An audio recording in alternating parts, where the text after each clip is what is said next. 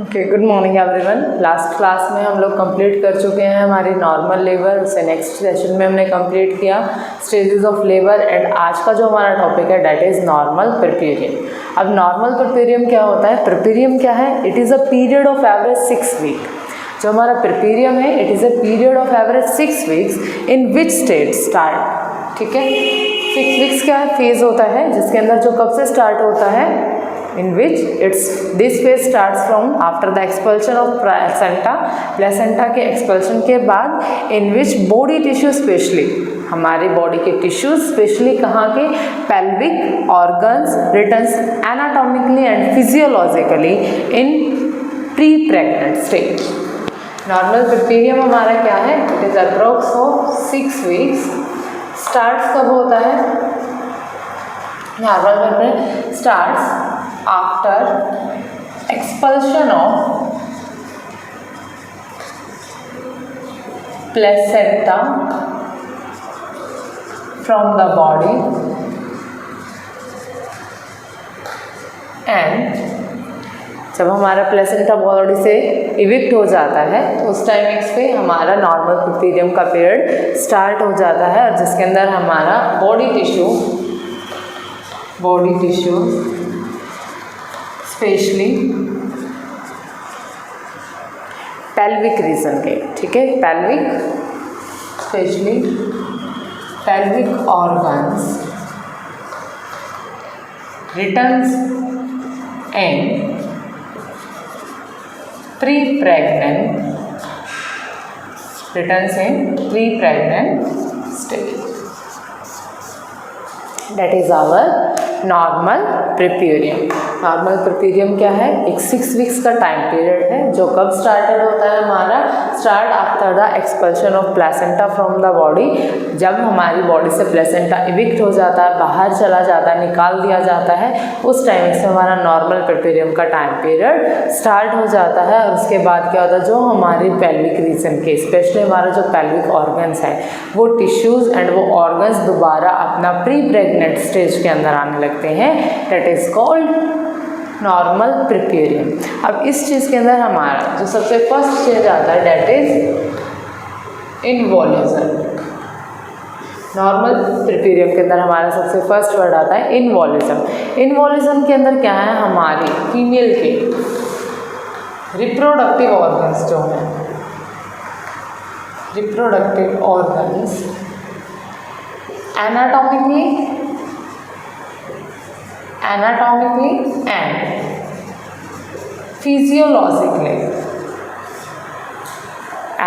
And physiologically अपनी pre pregnant stage के अंदर रिवर्ट बैक करते हैं। That is called involution. अब इनवॉल्यूशन के अंदर हमारा जो एनाटॉमिकल चेंजेस क्या क्या होते हैं? जो एनाटॉमिकल चेंजेस होते हैं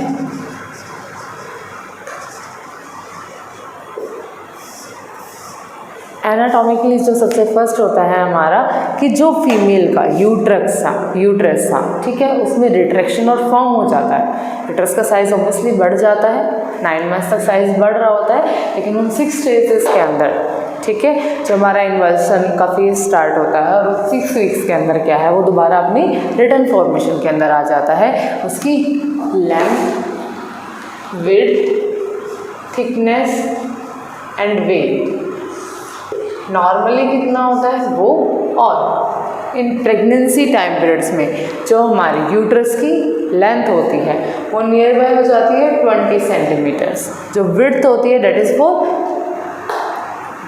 जो हमारी विड्थ है, चौड़ाई कितनी हो जाती है हमारी नियर बाय 12 सेंटीमीटर और थिकनेस हो जाती है 7.5 सेंटीमीटर। जो वेट होता है डेट इज़ फॉर 1000 ग्राम और 1 kg आप बोल सकते हैं, ठीक है।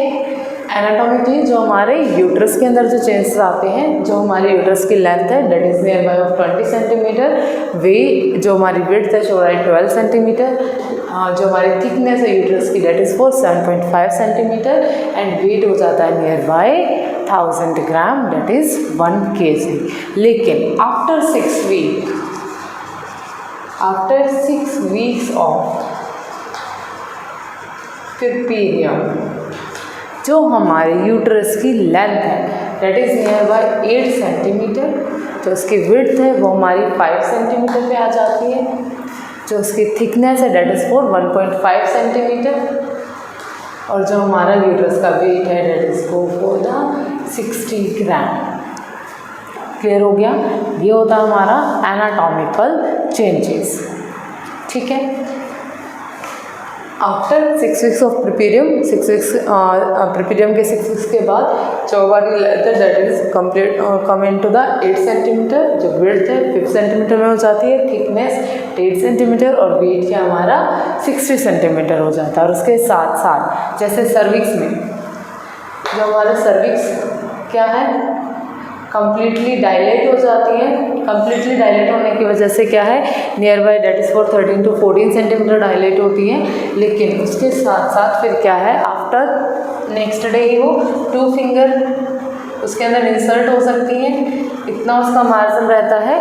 और आफ्टर 1 वीक जस्ट 1 वीक बाद ही जो हमारी सर्विक्स क्या है वो इतनी रिट्रैक्ट हो जाती है कि सिर्फ 1 फिंगर टिप ही वहाँ पे हम लोग इंसर्ट कर पाते हैं।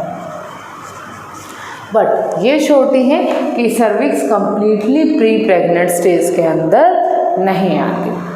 ठीक है, क्लियर हो गया? अब जो हमारे फिजियोलॉजिकल चेंजेस हैं इन्वॉल्यूशन के अंदर जो हमारे फिजियोलॉजिकल चेंजेस आते हैं वो कौन कौन से आते हैं? फिजियोलॉजिकल चेंजेस के अंदर क्या है हमारी मसल्स हैं जो बहुत ज़्यादा क्या है यूट्रस के साथ साथ क्या पूरी खिंच गई थी, बड़ी हो गई थी, वो लार्जेस्ट हो गई थी, तो दोबारा से संख्या में समान हो जाती हैं, कम हो जाती हैं। जो ब्लड वेसल्स हैं कॉन्ट्रैक्ट हो गई थी कुछ फैलने की वजह से, वो दोबारा से नॉर्मल पोजीशंस में आ जाती हैं। जो हमारी एंडोमेट्रियम लेयर है या जो regeneration of epithelium endometrium layer, क्योंकि ऑब्वियसली प्रेगनेंसी के दौरान हमारी ना तो एंडोमेट्रियम बनती है ना ही हमें मेंस्ट्रुएशन होता है, तो एंडोमेट्रियम लेयर का दोबारा से निर्माण होना, प्रोडक्शन होना, वो चीज़ें क्या हैं डेवलप होनी स्टार्ट हो जाती हैं। अब यूट्रस से प्लेसेंटा को बाहर निकाला है तो ऑब्वियसली उसकी सॉफ्टनिंग स्किन क्या है वो भी इविक्ट हो गई है। ठीक है, तो उस कंडीशन में क्या है रीजनरेशन ऑफ एपिथेलियम भी होना स्टार्ट हो जाता है। तो फिजियोलॉजिकल के अंदर हमारे सबसे फर्स्ट आ गया मसल्स जो अपनी संख्या में समान हो जाती हैं। हमारी ब्लड वेसल्स जो कि कॉन्ट्रैक्ट हो गई थी वो दोबारा से नॉर्मल पेशेंट के अंदर आ जाती हैं। ऑब्वियसली जिस चीज़ का गैप बढ़ रहा है, कोई भी चीज़ बैलून को फुलाते हैं तो क्या बड़ा होता जाता है ना, तो आसपास की चीज़ें क्या कॉन्ट्रैक्ट हो रही हैं। तो ब्लड वेसल्स भी क्या है उसके अंदर किसी भी तरीके का थ्रोम्बस वगैरह ना हो, प्लेसेंटल साइट्स वगैरह की चीज़ों को हम लोग चेक करते रहते हैं, कोई कॉन्ट्रैक्शन तो वो रिमूव हो जाता है। फिर उसके बाद हमारा एंडोमेट्रियम दोबारा से नॉर्मल फंक्शन करने लगता है। And last is regeneration of epithelium. जो एपिथेलियम सेल्स की लेयर थी वो हमारी रीजनरेट होने लगती है। क्लियर हो गया? तो इन्वॉल्यूशन ऑफ अदर ऑर्गन्स में कहाँ पे इन्वॉल्यूशन होता है कि हमारे वेजाइना के अंदर जो चेंजेस हैं वो नॉर्मल होने लगते हैं। ठीक है, broad and round ligaments work करने लगते हैं और हमारा पेल्विक फ्लोर क्या है वो स्मूथ हो जाता है। क्लियर हो गया? फिर इन्वॉल्यूशन के बाद हमारा प्रिपेरियम में सेकेंड स्टेप आता है हमारा लोचिया। सेकेंड आता है हमारा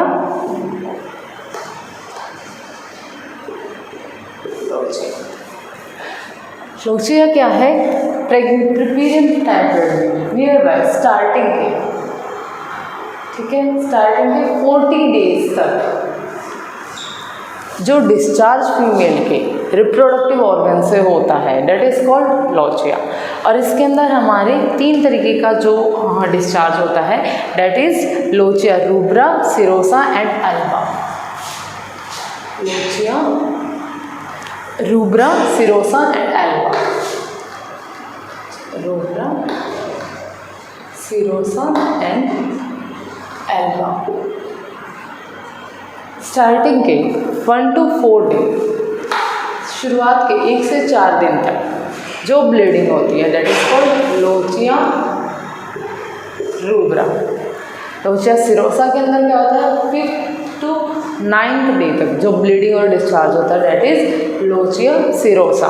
और जो एल्बा के अंदर है डेट इज 10 to 14 डेज तक जो हमारा डिस्चार्ज होता है that is called lochia Elba.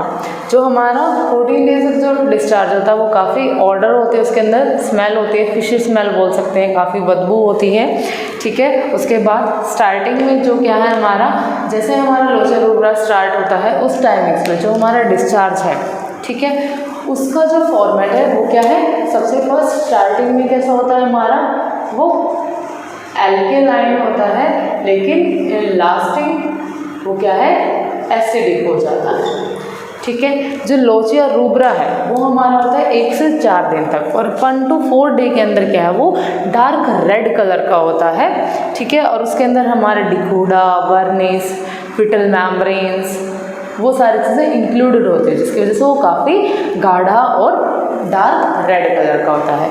Serosa के अंदर क्या आता है, वो लिटिल येलोइश कलर का हो सकता है, समटाइम्स ये थोड़ा पिंकिश एंड ब्राउनिश भी होता है, और ये 5 to 9 डे तक होता है, ठीक है, जिसके अंदर वो लाइट पिंकिश और जो हमारा ब्राउनिश या येलोइश किस लिए होता है, क्योंकि उसके अंदर फर्स्ट के अंदर हमारे आरबीसीज ज़्यादा प्रेजेंट थे, ठीक है, फीटल मेम्ब्रेन्स और कुछ वुंड्स वगैरह प्रेजेंट थी, लेकिन लोचिया सिरोसा के अंदर हमारा WBC का काउंट ज़्यादा होता है, और कुछ ना कुछ वुंड फॉर्मेशन या वुंड एक्सुगेट्स जो होते हैं हमारे, वहाँ से होने वाला डिस्चार्ज होता है, म्यूकस होता है सर्विक्स से होने वाला डिस्चार्ज, ठीक है, जिसके अंदर कुछ हमारे स्ट्रेप्टोकोकाई और स्टेप्लोकोकाई प्रेजेंट होते हैं, लेकिन जैसा कि बताया कि बाद में हमारा नेचर एसिडिक हो जाता है, तो स्ट्रेप्टोकोकाई या स्टेप्लोकोकाई जो भी वहाँ पे प्रेजेंट है वो किसी भी तरीके के इन्फेक्शन को नहीं सीन करते, ठीक है, डेट इज़ अ जर्नल चीज़ है।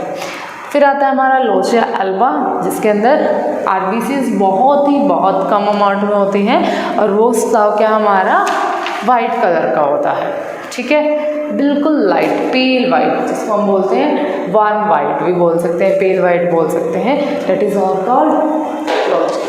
तो नॉर्मल प्रिपेरियम के अंदर हमारी जो मेनली जो चीज़ें आती हैं, नॉर्मल प्रिपेरियम है क्या हमारा, नॉर्मल प्रिपेरियम के अंदर आते हैं हमारे कि फिजियोलॉजिक जो हमारा नॉर्मल प्रिपेरियम है आफ्टर लेबर, प्लेसेंटा के बाहर आ जाने के बाद ही हमारा नॉर्मल प्रिपेरियम स्टार्ट हो जाता है, जो कि 6 वीक का होता है, जिसके अंदर हमारी बॉडी के अंदर फीमेल रिप्रोडक्टिव ऑर्गन्स के अंदर जो जो चेंजेस आए हैं वो दोबारा से प्री प्रेग्नेंट स्टेज में आ जाना, that is called our normal puerperium. अब नॉर्मल प्रिपेरियम के अंदर हमारी 2 चीज़ें हैं, सबसे first inversion of the uterus and second is our lochia.